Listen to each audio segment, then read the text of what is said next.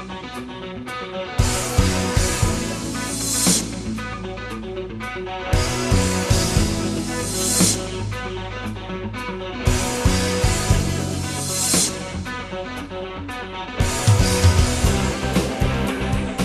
Uninvited, kind of a drama, horror, thriller movie that's out right now, released to us by DreamWorks Studios. It's rated PG-13, and I would caution that it's a pretty strong PG-13. There's nothing really horribly graphic in the movie, but so there's some intense, scary scenes in the movie, and probably want to keep the younger kids away from this.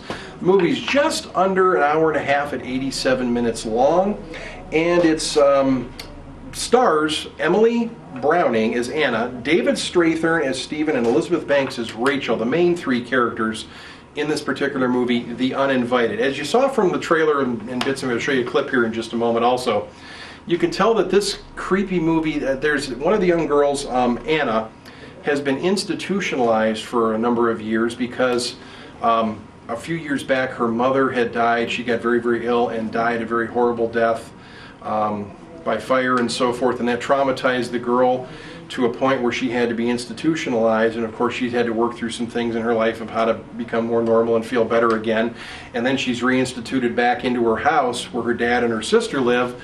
But something that's happened while she's been away in this particular movie is the caretaker, or the nurse that was helping with mom while she was sick at home, had suddenly become dad's new love interest, and of course they're together and she's living there right in the house with them. And when she comes back home, of course, this does not sit well with Anna or her sister Alex in the movie.